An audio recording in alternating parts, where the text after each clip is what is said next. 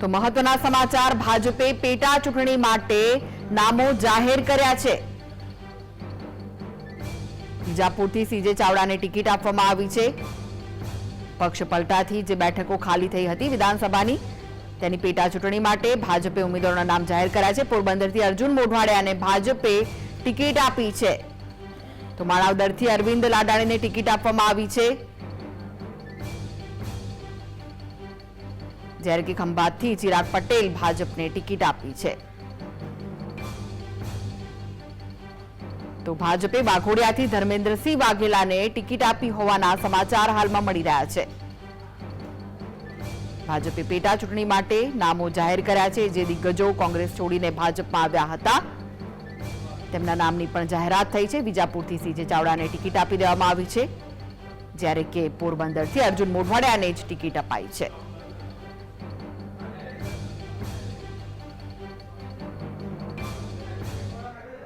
તો આ વિશે વધુ માહિતી માટે જોડાઈ ગયા છે સંવાદદાતા જતીન। જતીન, ભાજપે પેટા ચૂંટણી માટે નામોની જાહેરાત કરી છે, શું વિગતો?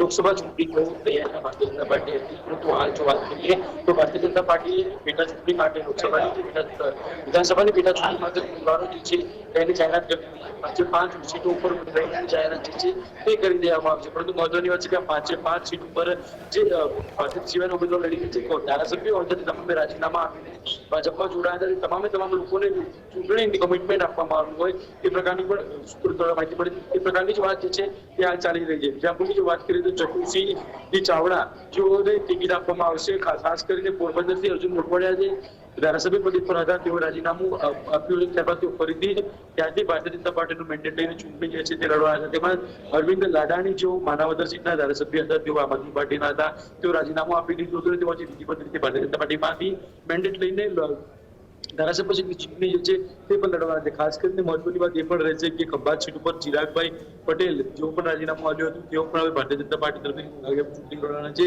વાઘોડિયાની વાત કરીએ તો ધર્મેન્દ્રસિંહ વાઘેલાને અપક્ષ ઉમેદવારી કરી હતી ને તેઓ ધારાસભ્ય થયા હતા, ત્યારબાદ તેઓ રાજીનામું આપ્યું હતું। ભારતીય જનતા પાર્ટીમાં જોડાયા બાદ તેઓ આજે ભારતીય જનતા પાર્ટી દ્વારા મેન્ડેટ આપવામાં આવશે, તેઓ વિધિવત રીતે ભારતીય જનતા પાર્ટીમાંથી પેટા ચૂંટણી આવવાની તેની પક્ષની ચૂંટણી ધારાસભ્ય તરીકે નામ જે છે તે જાહેરાત કરી દેવામાં આવી છે। ખાસ કરીને કહી શકાય કે જેટલા પણ ધારાસભ્યો રાજીનામું આપીને ભારતીય જનતા પાર્ટીમાં જોડાયા હતા તમામને ભારતીય જનતા પાર્ટીએ ટિકિટ આપી દીધી છે। આગામી પેટા ચૂંટણીની અંદર તેઓ તમામ લોકો ઉમેદવારી જે છે તે કરવાના છે। જી જી, આભાર જતીન સમગ્ર માહિતી આપવા માટે। તો ભાજપે પેટા ચૂંટણી માટે ઉમેદવારોના નામની જાહેરાત કરી છે, અને આ કોંગ્રેસમાં જે કોંગ્રેસ છોડીને ભાજપમાં જે કોંગ્રેસના દિગ્ગજ નેતાઓ જોડાયા છે તેમના નામની પણ જાહેરાત છે। પોરબંદરથી અર્જુન મોઢવાડિયાનું નામ જાહેર કરાયું છે। આવી રીતે ભાજપે હવે પેટા ચૂંટણીના નામો માટે જાહેરાત કરી છે, અને જે કોંગ્રેસના નેતાઓ જે જગ્યાએથી રાજીનામા આપ્યા હતા ત્યાં ફરી તેમને એકવાર ગોઠવી દેવાની વ્યવસ્થા ભાજપ દ્વારા કરવામાં આવી હોય તેવું લાગી રહ્યું છે, જે જાહેરાત કરવામાં આવી છે તેને જોતા।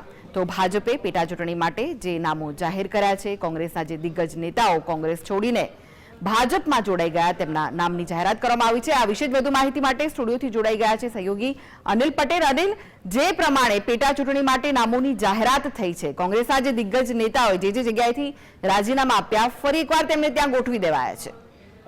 તમે જુઓ, પોરબંદરથી અર્જુન મોઢવાડિયાને અપાયું એટલે અર્જુનભાઈએ સીધી રીતે જે નિશાન તાક્યું હતું એ બરાબર જઈને બાબુ બોખેરિયાને લાગ્યું છે, એટલે કે હવે એનું સીધો નુકસાન બાબુ બોખેરિયા અને એની જે ત્યાં ટીમ છે એને થવાનું છે, કારણ કે એ ભાજપમાં ગયા, આખી રાજનીતિ ત્યાં બાબુ બોખેરિયા વિરુદ્ધ કરતા રહ્યા અર્જુનભાઈ, અને છેલ્લે જે નિશાન અર્જુનભાઈએ તાક્યું છે એમાં તે સફળ દેખાઈ રહ્યા છે। મોટી વાત એ છે કે સમગ્ર પોરબંદર સહિત એની અસર જે છે એ સીધી રીતે તમને જો જોશો તો અત્યારે જે લોકસભા ઇલેક્શન છે તેના ઉપર પણ પડવા જઈ રહી છે નુકસાન, કારણ કે મનસુખભાઈને ત્યાં લઈ જવામાં આવ્યા છે પોરબંદર। જો બાબુ બોખેરિયાના લોકો નારાજ થાય, એમ તો નારાજ છે, જે રીતે મૂંગા મોડે લોકો કહી રહ્યા છે કે ત્યાં એની નારાજગી છે, જો એની રાજનીતિ ત્યાં ખતમ થાય તો એની અસર અથવા આડઅસર ભાજપને થઈ શકે છે। હા, એનો ફાયદો જરૂરથી અર્જુનભાઈને થયું છે। સાથે માણાવદરની વાત કરીએ તો અરવિંદભાઈ જોડે ભાજપે લાલ લડાવ્યા છે, કારણ કે અરવિંદ લાડાણી છે। હવે મોટી વાત એ છે કે એના કારણે જવાહર ચાવડા છે એ નારાજ થયા છે થોડા દિવસથી વાત વહેતી થઈ હતી કે ઘર વાપસી કરશે, પણ કાલે તેમણે ટ્વિટર ઉપર, ફેસબુક ઉપર તમામ જગ્યાએ પોતાની વાત મૂકી કે ના, તેઓ ભાજપમાં જ રહેવાના છે, તે જવાના નથી. પણ એક વાત હકીકત છે કે જ્યારે અરવિંદ અડાણીને જોડવામાં આવે ત્યારે જવાહર ચાવડા ત્યાં ઉપસ્થિત નહોતા, ઉપસ્થિત રહેવાનું ટાળ્યું હતું. CR પાટીલ આવા એ કાર્યક્રમમાં હતા તો પણ તેઓ હાજર નહોતા રહ્યા. એટલે એક નારાજગીનો જો માહોલ છે ત્યાં પણ જોવા મળી રહ્યું છે. અપક્ષ ઉમેદવારની વાત કરીએ વાઘોડિયાની, ધર્મેન્દ્રસિંહ વાઘેલા, તો તેમણે મતદારોનો જે ધર્મ છે નથી નિભાવ્યો અને એ મૂળ બીજેપીના જ હતા. પાછળથી એમને ટિકિટ ન મળી.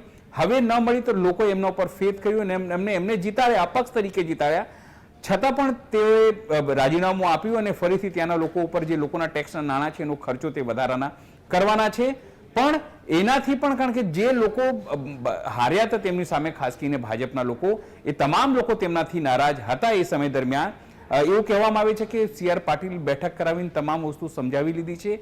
પણ પેટા ચૂંટણીમાં એ ખબર પડશે કે શું તેઓ જીતશે કે માત્ર જે લોકસભાની લહેર છે એમાં તેઓ જીતશે. એક ખંભાતની વાત કરીએ તો ચિરાગભાઈ એ પણ મૂળ ભાજપના જ હતા, પણ એમને ટિકિટ ન મળી એટલે કોંગ્રેસનો હાથ પકડ્યો અને તેઓ જીત્યા. અને ફરી અચાનક એમનું આત્મા જાગ્યું રાતોરાત અને સવારે આવીને તેમને રાજીનામું આપી દીધું.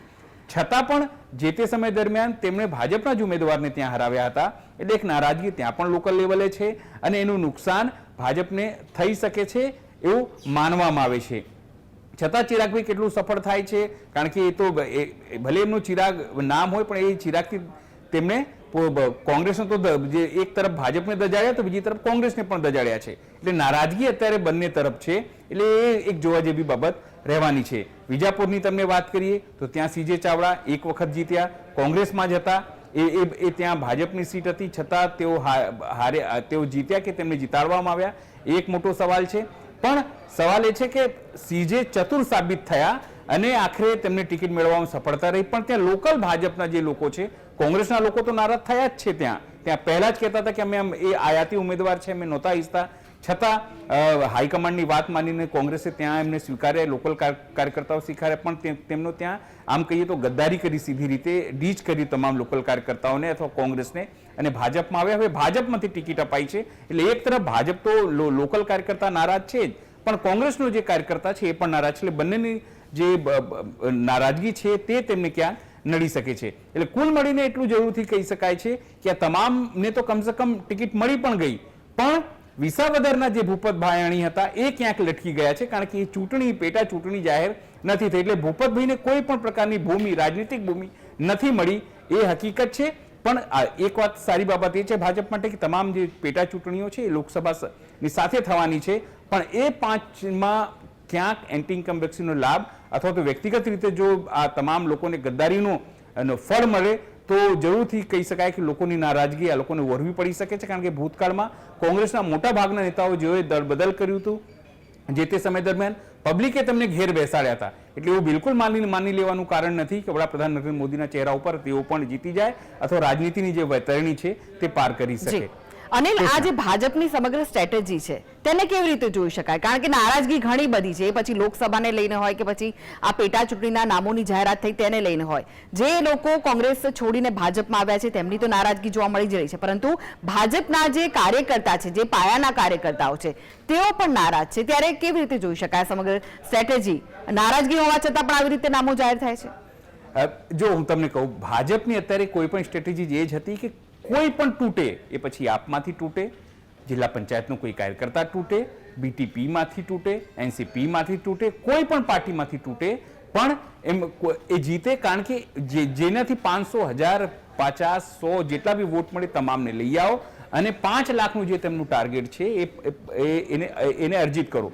પણ નથી લાગતું કે લોકો માનવાના છે, કારણ કે જે લોકલ કાર્યકર્તાઓ છે, તમને ખ્યાલ હશે તો એક પત્ર પણ વાયરલ થયો હતો જેની અંદર એવું માંગ કરવામાં આવી હતી CR પાટીલથી કે કમસે કમ બહારથી તમે લાવો છો તો 33% આરક્ષણ એ મૂળ જે બીજેપીના કાર્યકર્તાઓને એમને આપો, જેથી કમસે કમ એમની સીટો સચવાય. શું અમે માત્ર અહીંયા કપડા મારવા માટે, ખુરશી મારવા માટે લગાવવા માટે છીએ? એટલે સ્વાભાવિક છે કે નારાજગી એ નીચે સુધી છે કે બહારથી લઈને તમામ લોકો, આ 5 લોકો તમે જુઓ, જે લોકો છે એ ક્યારેક ભલે ભૂતકાળમાં ભાજપમાં રહ્યા હોય અને કેટલાક તો ભાજપમાં નથી રહ્યા, આજીવન ભાજપને ગાળો આપીને પોતાની રાજનીતિ કરતા રહ્યા, વડાપ્રધાનને અપશબ્દો કહીને પોતાની રાજનીતિ કરતા રહ્યા, જીતતા રહ્યા, છતાંય તમામને લેવામાં આવ્યા છે.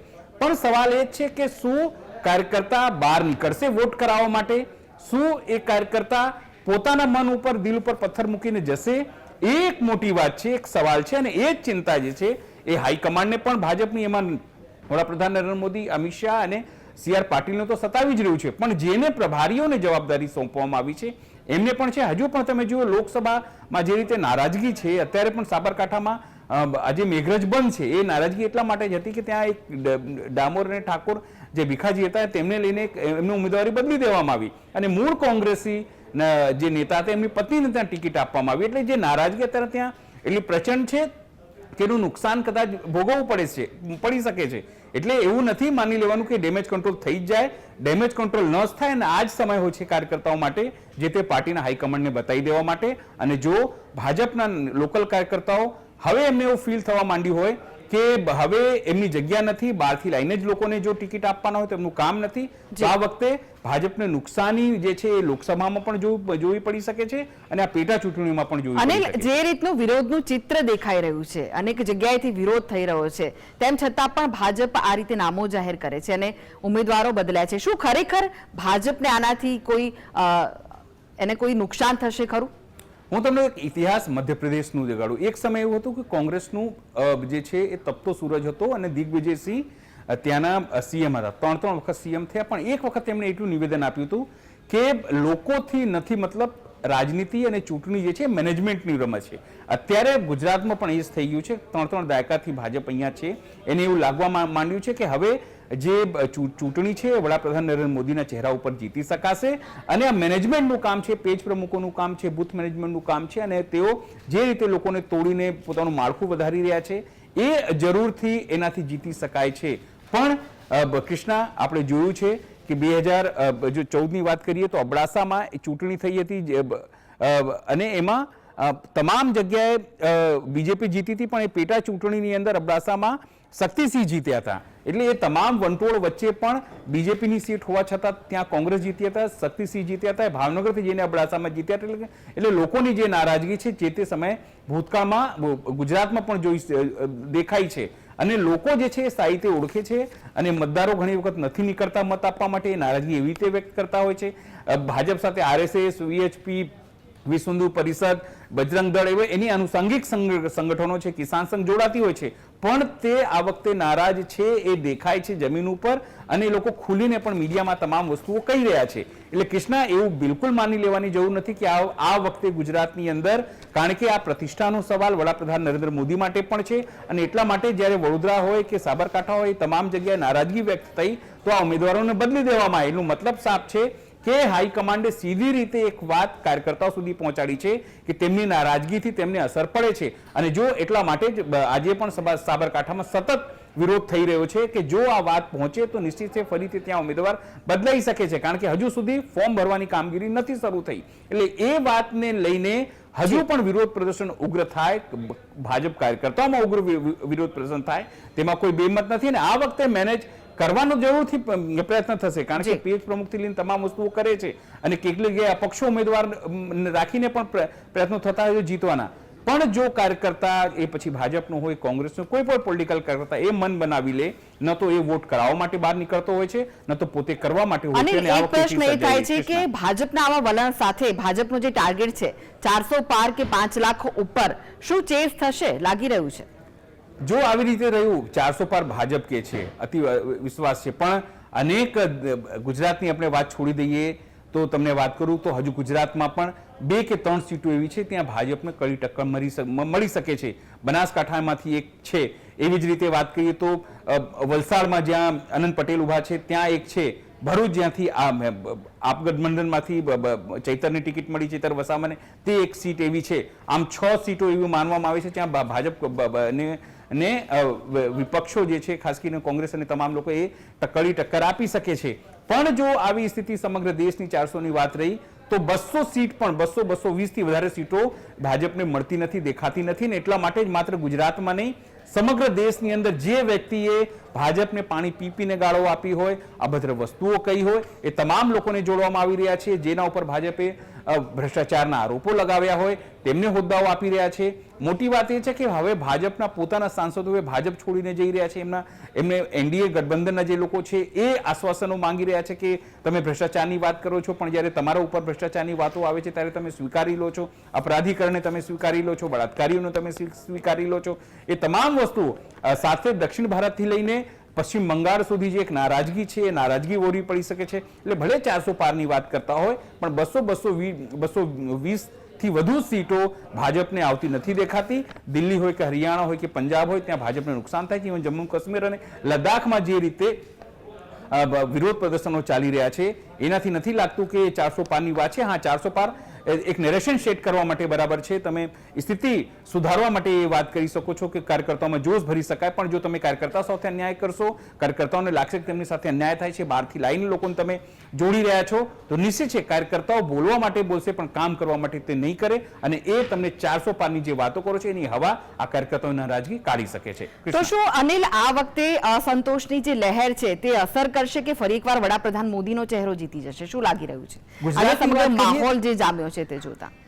ગુજરાતની જો હું તમને વાત કરું તો ગુજરાતની અંદર અત્યારે સીધી રીતે એવું નથી લાગતું કે વડાપ્રધાન નરેન્દ્ર મોદીને સીધી રીતે કોઈ અસર થાય, કારણ કે ગુજરાતી તરીકે તમામને એક વાતની એક ફીલ હોય છે કે કમસે કમ ગુજરાતી બનતો હોય તો એમને કોઈ નુકસાન નથી.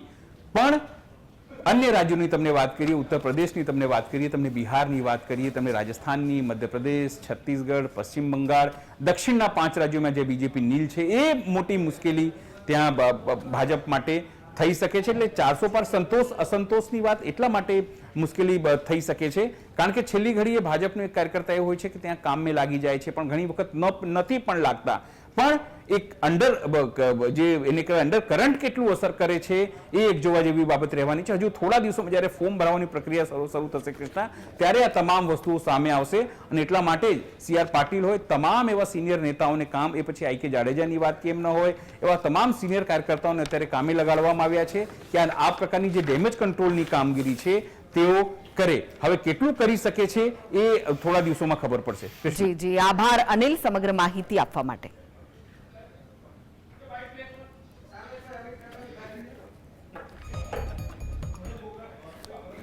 કરતા હોય છે એનું કારણ નરેન્દ્રભાઈ મોદી જેવું એક સક્ષમ નેતૃત્વ, પોતાના એરિયાનો વિકાસ અને નાગરિક તરીકે, રાષ્ટ્ર તરીકેની જે એની ઓળખ છે, જેના માનબિંદુ છે, આનું ધ્યાન રાખનારી કોઈ એકમાત્ર પાર્ટી હોય તો ભારતીય જનતા પાર્ટી છે. તો ભારતીય જનતા પાર્ટી ઓલવેઝ જનતાની હંમેશ માટે પ્રથમ પસંદ રહી છે. અને જેમ ભારતીય જનતા પાર્ટીના કમળ ઉપર ચૂંટાય છે એના માટે કાર્યકર્તા દિવસ રાત તનતોડ મહેનત કરતો હોય છે. એટલે આ ડબલ માર્જિન સાથે હંમેશા સીટો જીતાતી હોય છે અને ભારતીય જનતા પાર્ટીની ઉમેદવાર એ સારામાં સારી રીતે ચૂંટણી જીતશે. પણ ચૂંટણી હોય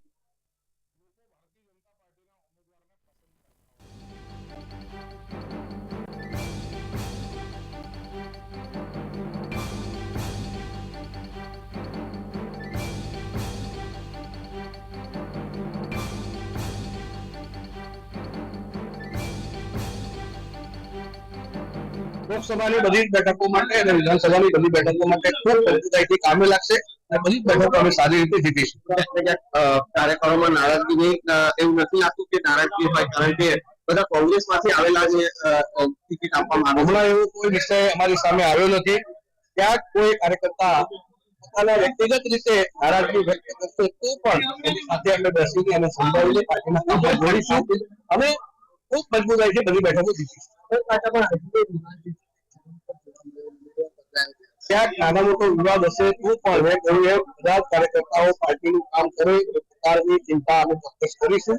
બધાને સાથે લઈને ચાલીશું, બધા જ કામ કરશે અને ખૂબ મજબૂતાઈથી લોકસભા અને વિધાનસભાની બધી જ બેઠકો અમે જીતીશું. બધા જ કાર્યકર્તાઓ